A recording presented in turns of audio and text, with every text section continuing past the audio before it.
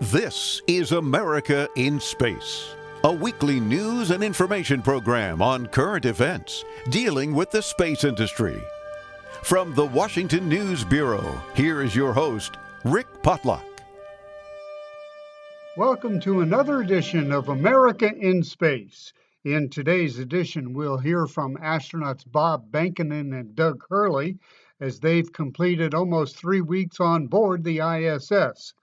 But before we do that, I wanted to share with you a bit about Into Tomorrow with Dave Graveline, a show about consumer technology. Doug is that great voice doing the open and close for our show. Into Tomorrow, now in its 25th year, has its own app available on Google Play and the Apple App Store and can be heard on iHeartRadio, TuneIn, Stitcher, the Heartland Newsfeed Radio Network, and on America Armed Forces Radio. Now that Doug Hurley and Bob Behnken have spent 3 weeks on board the ISS, Doug Hurley was asked if it felt different this time around. No, it doesn't feel too much different. In fact, I'm up here with one of the folks I flew with on my first flight when we did an assembly mission up here and brought the Japanese exposed facility. But I think the difference for both Bob and I now is we're here for an extended stay. With the shuttle flights, you were up here for roughly 10 to 12 days, and it was just an all-out sprint to complete all your tasks before you had to undock and go back to Earth on Space Shuttle.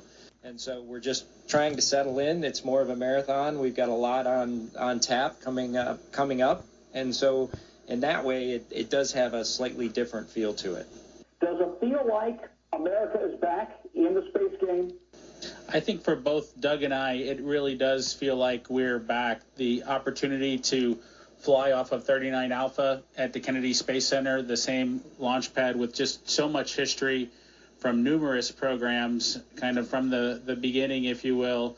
It's just super exciting. And for astronauts like Doug and myself who flew shuttles and were a part of our astronaut office and a part of our nation's space program when we had the capability to launch our own crews into orbit to assemble the space station, and having taken part in those missions, and then seeing classes of astronauts come after us who really have not had the experience of having a launch vehicle, that capability to get into orbit, to see the launches happen from your own soil down in Florida, is just an experience that I'm just really excited to see brought back.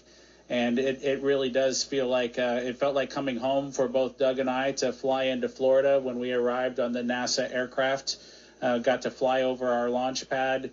It was very much like the rich history that we were a part of with the shuttle program, and we're excited to bring it back home again.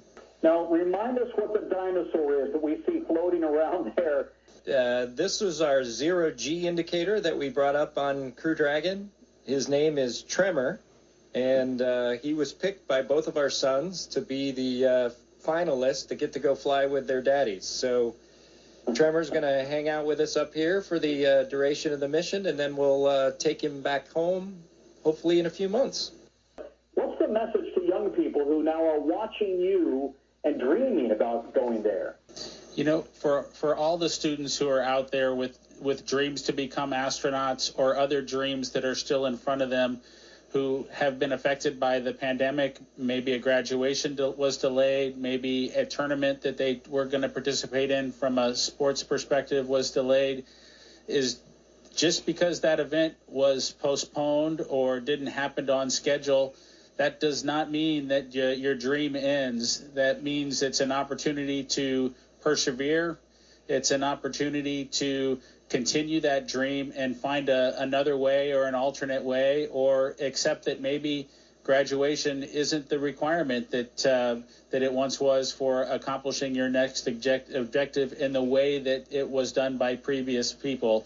So I think with the situation that we've got, people will all have to adapt and overcome the challenge that is this pandemic, and move forward in spite of it, and continue to follow their dreams. So follow your dreams. Excellent advice from On Board the ISS. Don't forget, Tuesday on America in Space with David Denault, He'll be talking about the contract award for the Galaxy Crew Cabin. You can follow him and listen on aboutspace.today. Reporting from the Washington News Bureau, I'm Rick Potlock. Thanks for listening. Be sure to share our program with your family and friends and follow us on Facebook. Join us each week for news and information on America in Space.